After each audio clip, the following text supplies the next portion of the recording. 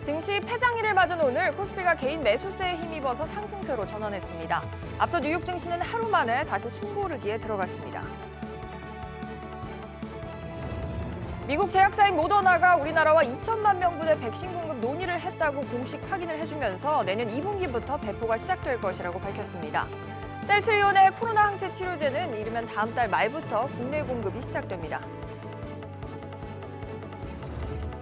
어제 하루 코로나19 신규 확진자는 1,050명, 사망자는 20명으로 집계됐습니다.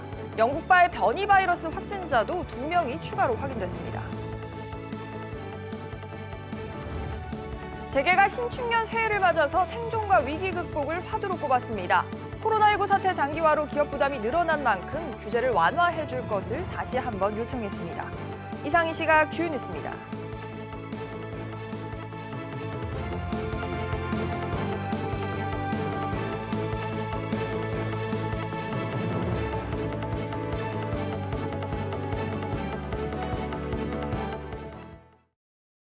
시청자 여러분 안녕하십니까? 수요일 백브리핑 시시각각 시작합니다. 오늘도 금융시장 소식으로 시작을 하겠습니다.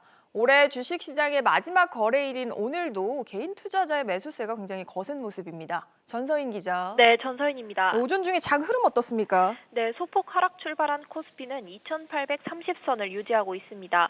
외국인과 기관의 순매도세에 장 초반 소폭 내림세를 보이다가 개인이 1,861억 원 사들이면서 지수를 끌어올렸습니다. 오전 11시 15분 기준 0.46% 오른 2,833.35에서 움직이고 있습니다. 코스닥도 1,729억 원 사들이고 있는 개인의 매수세에 힘입어 0.71% 오른 964.19에서 거래 중입니다. 시총 상위 종목들을 보면 8만 원대까지 올라갔던 삼성전자는 현재 어제보다 0.18% 내린 78,200원이고 SK하이닉스도 0.43% 내린 11만 5,500원입니다. 반면 네이버와 현대모비스는 3% 넘게 오르며 강세를 보이고 있습니다. 원달러 환율은 어제보다 3원 55전 내린 1,088원 55전입니다. 그렇군요. 그런가 하면 간밤에 새벽 미국 증시는 소폭 하락을 했습니다. 네, 최근 가파른 상승세를 보이며 사상 최고치를 경신했던 뉴욕 증시는 숨고르기에 들어갔습니다. 장 초반 상승 출발은 했지만 오후 들어 하락 반전하며 소폭 하락 마감했는데요. 다우존스와 S&P 500 지수는 0.22% 각각 내렸고 나스닥 지수도 0.38% 떨어진 채 장 마쳤습니다. 미국 하원이 트럼프 대통령의 요구대로 부양책의 현금 지원 규모를 1인당 600달러에서 2,000달러로 증액하는 법안을 통과시켰지만 상원에서 제동이 걸린 영향이 컸습니다. 공화당이 다수인 상원은 대체로 현금 지급 증액에 대해 부정적인 것으로 알려져 시장 불안감을 키웠습니다. 이와 함께 미국에서 코로나19 변이 바이러스 감염자가 처음으로 보고됐다는 보도까지 나오면서 지수를 끌어내렸습니다. SBS CNBC 전서인입니다. 다음은 코로나19 관련 소식들 알아보겠습니다. 어제 문재인 대통령이 미국의 제약사 모더나의 CEO와 화상 통화를 하고 백신 공급에 합의를 이뤘다 이렇게 청와대가 밝혔는데요. 모더나 측에서도 오늘 관련 합의 사실을 공식적으로 발표를 했습니다. 김성훈 기자. 네, 김성훈입니다. 일단 모더나가 우리나라에 공급할 백신 물량 또 시점은 어떻게 됩니까? 네, 모더나는 공식 보도자료를 통해 한국 정부와 백신 4천만 도즈 또는 그 이상의 물량을 공급하기 위한 논의를 했음을 확인한다고 발표했습니다. 모더나의 백신은 2회 접종을 해야 하기 때문에 2천만 명분의 물량이 확보된 겁니다. 모더나는 또 합의 조건에 따라 내년 2분기에 백신 배포를 시작하게 될 것이라면서 가능한 한 빨리 대중에게 백신을 공급하겠다는 한국 정부의 목표를 지원하려는 것이라고 설명했습니다. 앞서 정부는 아스트라제네카와 화이자, 얀센 그리고 코백스 퍼실리티 등과 모두 3,600만 명분의 백신 계약을 맺었다고 밝혔는데요. 이번 모더나 물량까지 더하면 5,600만 명분의 백신을 확보한 셈입니다. 한편 국방부는 카투사 등 주한미군 내 한국인도 백신 접종이 가능하다고 미군에 통보했다고 밝혔는데 이 백신도 모더나 제품입니다. 네, 김 기자 또 그런가 하면 치료제 같은 경우에는 또 국내 제약사들이 개발에 속도를 내고 있죠. 네, 그렇습니다. 셀트리온이 어제 코로나19 항체 치료제의 조건부 허가 승인을 식약처에 신청했습니다. 공급의 속도를 내기 위해 식약처가 항체 치료제의 안전성과 효과성 등을 40일 안에 심사하고 허가 이후에 셀트리온이 3상 임상시험 결과를 제출하는 방식입니다. 이런 계획이 예정대로 진행되면 다음 달 말부터는 국내 공급이 시작될 것으로 보입니다. 이 밖에 혈장 치료제를 개발 중인 녹십자를 비롯해 모두 15개 제품의 치료제가 국내에서 임상시험이 진행 중입니다. SBS CNBC 김성훈입니다. 국내 코로나19 신규 확진자는 이틀째 1,000명을 웃돌았습니다. 이런 가운데 영국발 변이 바이러스 감염자가 국내에서 2명이 또 추가로 확인이 됐습니다. 이 소식도 취재기자 연결해서 들어보죠. 장가희 기자. 네, 장가입니다. 지금 자세한 상황이 어떻습니까? 네, 오늘 0시 기준 국내 코로나19 신규 확진자 수는 1,050명으로 집계됐습니다. 지역 발생이 1,025명, 해외 유입이 25명인데요. 이 가운데 서울과 경기, 인천 등 수도권 확진자가 705명에 달합니다. 대규모 집단 감염이 발생한 서울 동부구치소의 누적 확진자는 792명으로 늘었습니다. 어제 하루 사망자는 20명으로 집계됐습니다. 영국발 변이 바이러스에 감염된 확진자도 2명 추가됐는데요. 사후 확진 판정을 받은 80대 남성과 영국에서 아랍에미리트를 경유해 입국한 20대 여성입니다. 이로써 국내에서 확인된 영국발 변이 바이러스는 총 5건으로 늘었습니다. 정부는 이번 주 상황을 지켜보면서 오는 주말 3단계 조정 여부를 결정할 예정입니다. 네, 올해 끝까지 긴장감을 놓칠 수가 없는 상황입니다. 나라 밖으로도 가보죠. 지금 미국에서도 변이 바이러스 첫 감염 사례가 나왔어요. 네, 콜로라도주에 거주하는 20대 남성이 변이 바이러스에 감염된 것으로 확인되면서 현재 격리 중인데요. 앞서 영국 여행이나 밀접 접촉은 없었던 것으로 알려졌습니다. 이 때문에 미국 내 변이 바이러스가 이미 꽤 확산했을 수 있다는 우려가 커지고 있습니다. 세계보건기구 WHO는 새로운 코로나19 변이를 추적하고 대처할 수 있도록 전 세계가 유전체 염기 서열 정보 공유를 강화해야 한다고 강조했는데요. 버버러 여수스 WHO 사무총장은 여러 국가들이 효과적으로 찾고 검사할 때만 변이에 대처할 전략을 조절할 수 있을 것이라고 밝혔습니다. SBS CNBC 장가입니다. 정부가 다음 달 11일부터 소상공인과 특수형태 고용 노동자 등을 대상으로 최대 300만 원의 재난지원금을 지급을 합니다. 구체적인 계획 취재기자 역시 연결해보죠. 박연신 기자. 네, 박연신입니다. 정부가 어떤 분들에게 각각 얼마씩 지급을 합니까? 네, 정부가 사회적 거리 두기로 영업을 제대로 하지 못한 소상공인에게 버팀목 자금을 지급하는데요. 각각 현금이 100만 원씩 지급됩니다. 식당과 카페, PC방 등 11종의 집합 제한 업종 소상공인에게는 추가로 100만 원이, 노래방과 학원 등 11종의 아예 문을 열지 못한 집합 금지 업종 소상공인에게는 200만 원이 추가로 지급됩니다.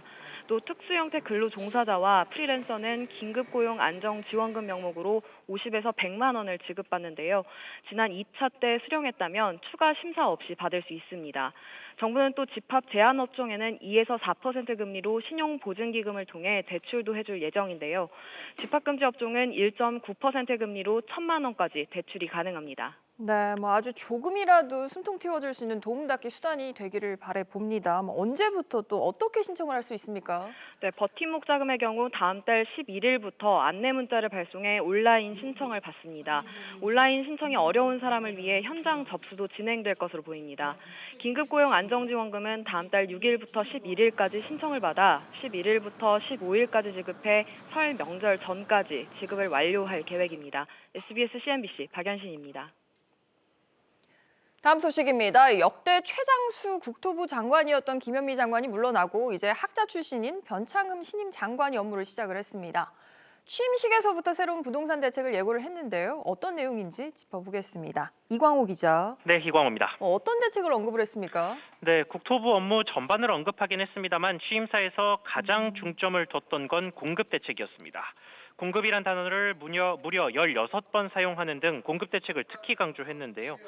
변 장관은 도심 내 저렴하고 질 좋은 주택을 충분히 공급하기 위한 구체적인 방안을 내년 설 명절 전에 마련해 발표하겠다고 말했습니다.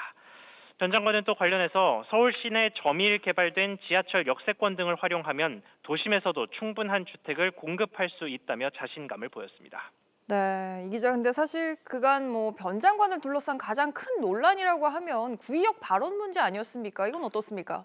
네, 변 장관은 지난 2016년 구의역 안전사고와 관련해 희생자가 신경 썼으면 아무 일도 없는 것처럼 될 수 있었다고 언급해서 청문회 과정 내내 논란이 됐습니다. 변 장관은 취임사에서도 질책을 무거운 심정으로 받아들인다며 재차 사과했습니다. 여기에 문재인 대통령 역시 임명장을 수여하는 자리에서 안전, 인권 문제나 젊은이가 꿈을 잃게 된 점 등을 감안하면 충분히 비판받을 만했다고 언급했는데요. 문 대통령은 이어 비판을 교훈으로 삼으라며 안전사고가 획기적으로 줄어들 수 있도록 특별히 역점을 두어달라고 당부했습니다. SBS CNBC 이광호입니다. 사실 원래도 저출산 추세가 이어져 왔던 가운데 코로나19 충격이 출산율에 부정적인 영향을 줄 거라는 한국은행의 보고서가 나왔습니다. 코로나19가 출산율에 미치는 영향이 내년부터 현실화돼서 적어도 2년은 이어질 거란 전망인데요. 자세한 내용 취재기자 연결해보죠. 정인영 기자.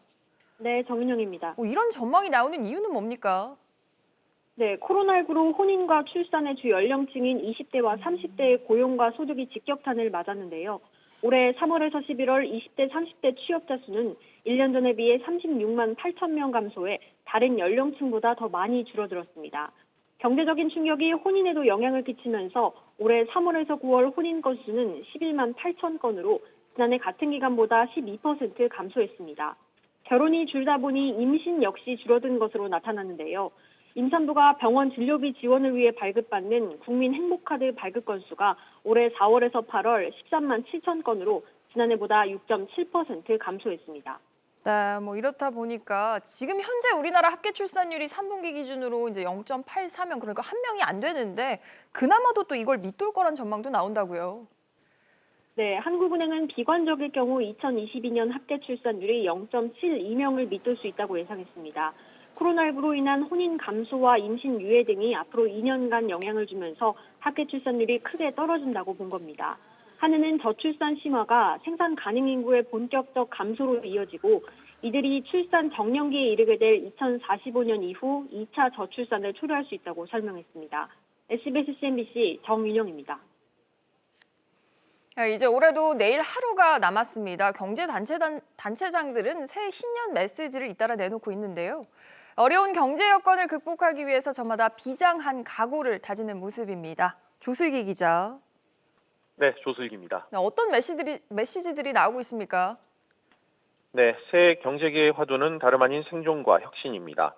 허창수 정경련 회장은 내년에는 우리 경제가 생사의 기로에 서는 한 해가 될 것이라며 절박한 구조로 산업 구조를 혁신하지 않으면 우리는 잃어버린 10년, 나아가 20년을 맞이하게 될지 모른다고 말했습니다.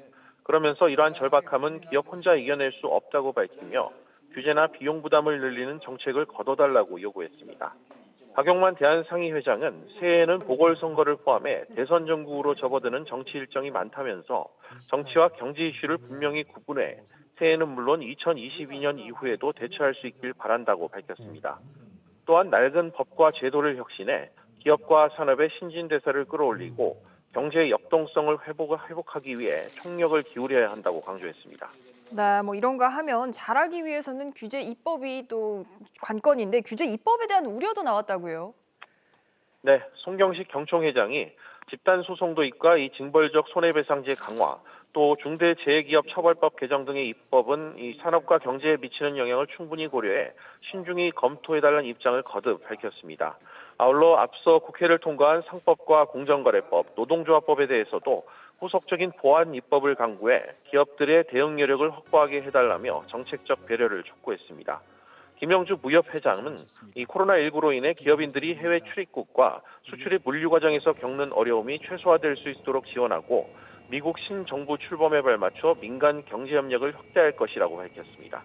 SBS CNBC 조슬기입니다. 다음 소식입니다. 롯데마트의 새 수장이 된 강성현 대표가 첫 번째 외부 일정으로 경쟁사인 이마트 본사를 전격적으로 방문한 것이 저희 취재 결과 확인이 됐습니다. 특히 이마트가 최근에 선보인 건강기능식품 추천 매장을 이례적으로 방문을 해서 관련 사업 진출을 모색하는 게 아니냐 이런 해석을 낳고 있습니다. 이 내용 취재한 취재기자 연결해서 들어보죠. 김기송 기자. 네, 김기송입니다. 강 대표가 우선 이마트 본사를 찾은 시점은 언제입니까? 네, 강성현 롯데마트 대표는 어제 오전 이마트 본사인 성수점을 방문했습니다. 강성현 롯데마트 대표는 롯데그룹의 순혈주의를 깨고 등장한 외부 출신 인사인데요. 1970년생으로 세대교체 선두주자이기도 합니다. 강성현 대표 방문에 강희석 이마트 대표가 직접 맞이했습니다. 네, 특히나 이제 강 대표가 이마트의 건강기능식품의 매장에 어제 큰 관심을 보였다고 하던데 어떤 얘기를 나눴는지도 취재된 내용이 있습니까? 네, 강성현 롯데마트 대표는 이마트가 투자한 건강기능식품 맞춤 구독 서비스를 제공하는 모노랩스의 오프라인 매장을 방문했는데요. 이 자리에는 강희석 이마트 대표도 함께했습니다. 두 사람은 건강기능식품과 관련된 인공지능의 추천 서비스를 체험하는 등 관련 서비스에 대해 얘기를 나눈 것으로 알려졌습니다. 특히나 지금 이마트가 건강기능식품을 조금씩 나눠 담아서 그러니까 소분해서 파는 사업을 하고 있잖아요. 그럼 뭐 롯데도 여기에 좀 관심이 있다 이렇게 봐도 됩니까? 네, 롯데도 온라인 중심의 유통업 체제 강화를 위해 건강기능식품 시장에서도 소분 배송 서비스를 시작할 가능성이 있는 겁니다. 건강기능식품 시장은 매년 꾸준한 성장세를 보이면서 올해 시장 규모는 5억 원에 육박하는데요. 여기에 정부가 건기식을 추천하고 소분 판매하는 서비스를 2년간 규제 샌드박스 시범 사업으로 허용했는데 현재 풀무원과 이마트가 이 서비스에 나섰고 다른 경쟁 업체들도 준비 중인 만큼 롯데도 경쟁에 뛰어들 수 있을 것으로 보입니다. SBS CNBC 김기송입니다. 올해 이동통신 서비스 품질평가 결과가 나왔습니다. 특히 우리나라가 지난해 세계 최초로 상용화한 5G 통신 서비스 품질평가도 두 번째로 공개가 됐는데요. 어떻게 나왔을까요? 바로 연결해서 들어보죠. 최나리 기자. 네, 최나리입니다. 우선 이 5G 속도 개선이 이루어졌는지 궁금한데 어떻습니까? 네, 지난 8월 상반기 평가 당시보다 다운로드 속도는 소폭 향상됐습니다. 이통 3사의 평균 속도는 상반기 대비 33Mbps 빨라진 690Mbps였습니다. 다만 업로드 속도는 지난 조사 때와 차이가 크지 않았습니다. 통신사별 다운로드 속도는 SK텔레콤이 795Mbps로 상반기에 이어 가장 빨랐고 KT와 LG U+ 순이었습니다. 업로드 속도 역시 SK텔레콤이 1위를 차지했습니다. 네, 그렇군요. 전국적으로 이 5G 구축이라고 하면 현재 어느 정도로 완성이 됐습니까? 서울의 평균 커버리지 면적은 478제곱킬로미터, 6대 광역시는 1417제곱킬로미터로 나타났습니다. 과기부는 주요 도심에선 임야를 제외한 주요 지역 상당 부분에서 5G 서비스를 이용할 수 있다고 설명했습니다. 85개 시에서 커버리지 면적은 LG U+가 6064제곱킬로미터로 가장 넓었습니다. 네, 뭐 사람들이 많이 모이는 곳이죠. 백화점, 뭐 도서관 이런 뭐 다중 이용 시설에서는 괜찮았습니까? 지난 11월 기준 85개 시의 주요 다중이용 시설 4,516곳 중 5G를 이용할 수 있는 시설은 2,792곳이었습니다. 통신사별로 KT가 4,571개, SK텔레콤이 3,814개, LG U+가 2,072개 순으로 나타났습니다. 교통인프라 중 대표적으로 지하철 지하 역사의 경우 상반기보다 약 100곳 늘어나 전체의 약 60%인 400여 곳에서 5G 서비스 이용이 가능했습니다. SBS CNBC 최나리입니다. 배달업계 1위인 배달의 민족이 4조 7천억 원이라는 그러니까 5조 원 가까운 비싼 몸값을 받고 독일 기업에 팔리게 되면서 그동안 배달의 민족에 투자한 국내외 투자자들이 막대한 수익을 거두게 될 것으로 보입니다. 박규준 기자. 네, 박규준입니다. 우선 투자자 현황부터 한번 짚어주시죠. 네, 배달의 민족으로 운영하는 우한 형제들은 대부분이 중국계 또는 미국계 등 글로벌 투자자들로 구성되어 있습니다. 최대 주주가 중국계 투자자인 힐하우스로 지분 23.9%를 갖고 있고요. 미국계 자본인 알토스 벤처스는 20.2%, 골드만삭스는 12.1%로 뒤를 잇고 있습니다. 김봉진 우한 형제들 의장이 9.9%, 네이버는 4.7% 지분을 갖고 있습니다. 뭐 국내 투자자들 중에서는 방금 말씀하신 그 네이버가 특히 관심을 끄는데 투자 수익은 얼마나 될까요? 네, 네이버는 우한 형제들 투자 3년여 만에 1,800억 원이 넘는 차익을 거둘 것으로 보이는데요. 네이버는 2017년도 10월에 이 우한 형제들의 350억 원을 투자했습니다. 배민 인수계약 당시인 지난해 말 기준으로 지분 가치가 1억 8,900만 달러, 우리 돈으로 2,212억 원으로 불어났기 때문입니다.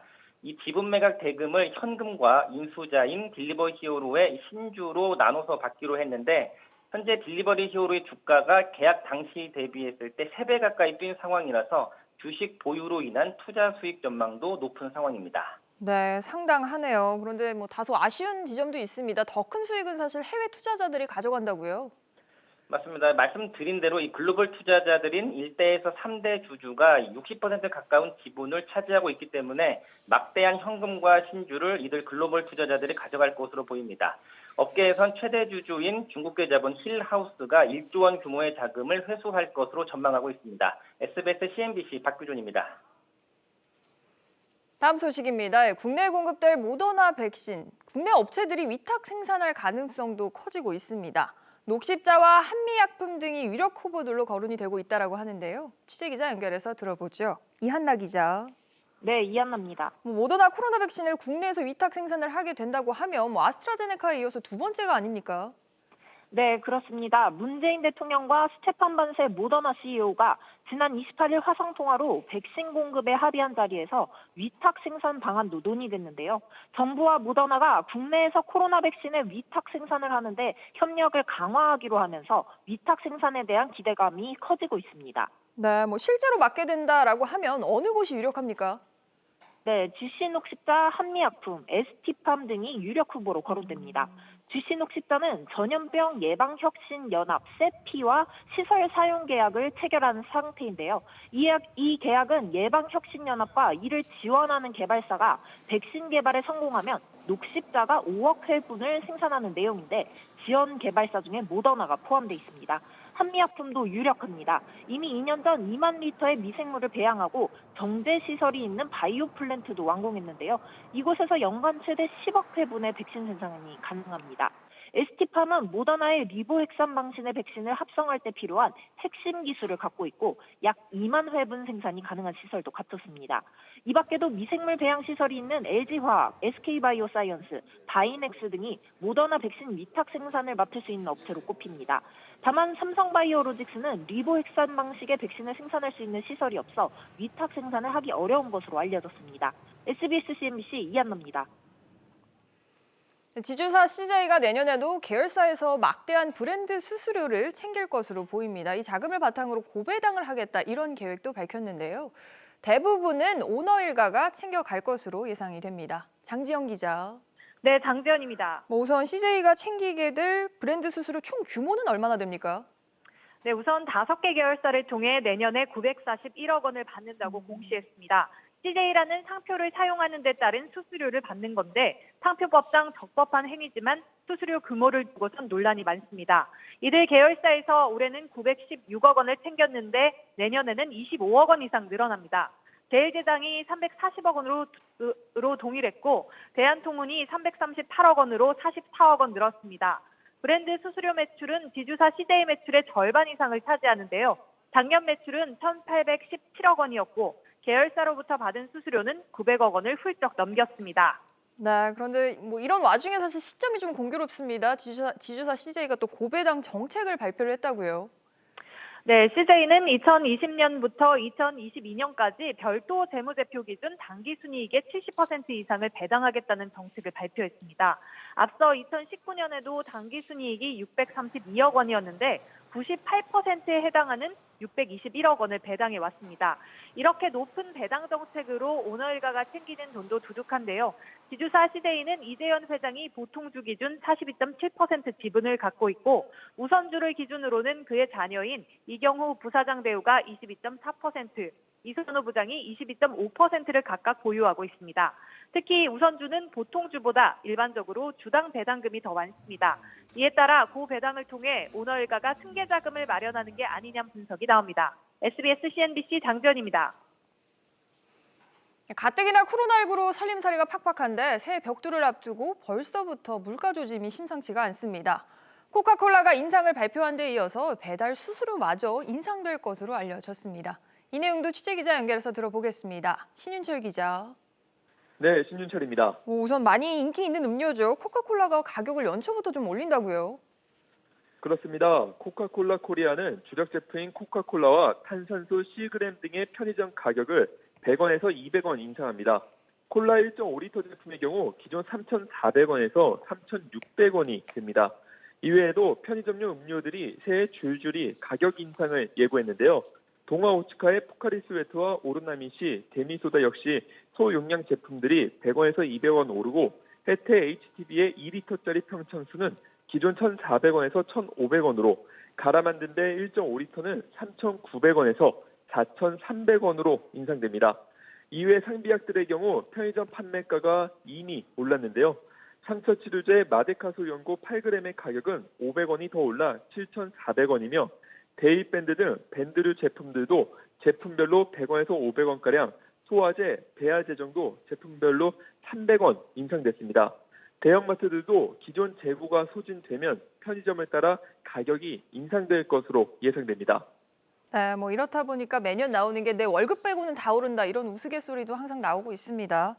그런데 코로나의 여파로 배달 음식 수요도 크게 늘었는데 또 배달료도 인상된다는 또 부담되는 소식이 있어요. 네, 생각대로 바로고, 부릉 등 배달 대행 업체들은 1월 1일부터 배달비를 올릴 방침입니다. 관련 업계에 따르면 운영 지역에 따라 기본 배달비가 최소 200원에서 1,000원가량 인상되고 거리와 날씨에 따른 할증폭도 커집니다. 보통 배달비가 3,000원 내외인 걸 감안하면 최대 30% 이상 인상되는 셈입니다. 배달 수요는 증가했는데 겨울철 배달 기사의 부족 등 요인이 작용한 건데요. 이에 따라 소비자들이 부담하는 주문 비용도 커질 것으로 보입니다. SBS CNBC 신윤철입니다. 현대기아자동차와 제네시스의 9개 제품이 미국 2020 굿디자인 어워드에서 운송 디자인 부문 수상작으로 선정됐습니다. 현대차의 경우 새 디자인을 적용한 올뉴 아반떼와 콘셉트카 45 등 3개 차종과 전기차용 초고속 충전 설비 하이차저 등 모두 4개 제품이 수상을 했습니다. 기아차에서는 3세대 K5와 4세대 소렌토 등 2개 제품이 선정됐으며 제네시스는 G80, GV80 등이 이름을 올렸습니다. LG전자가 다음 달 가스레인지와 오븐이 합쳐진 인스타뷰 신큐 오븐 신제품을 공개합니다. 물이나 수조 등 별도 준비물이 없이도 상온에서 천천히 음식을 익히는 수비드 조리법이 가능한 게 특징이라고 회사는 설명했습니다. LG전자는 미국 현지 시간 다음 달 11일에 개막하는 CES 2021에서 이번 신제품을 선보일 예정입니다.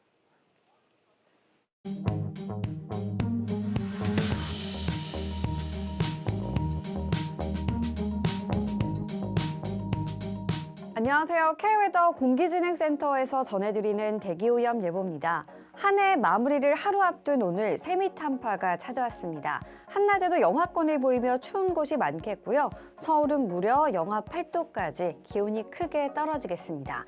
한편 한파 속에 서해안과 제주에는 많은 눈까지 쏟아집니다. 이 많은 곳은 최대 30에서 50cm 안팎의 폭설이 예상되는데요. 안전사고에 유의하셔야겠습니다. 한편 공기질은 깨끗하겠습니다. 대기순환이 원활하기 때문인데요. 이 WHO와 환경부 기준 모두 전국 좋음 단계를 보이겠습니다.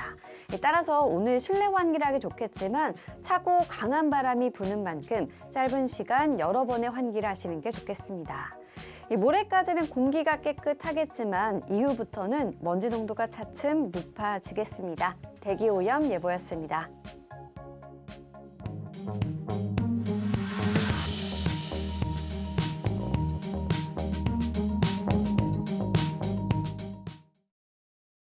(12월 30일) 수요일 오전 저희가 준비한 소식은 여기까지입니다. 시청해주신 여러분 고맙습니다.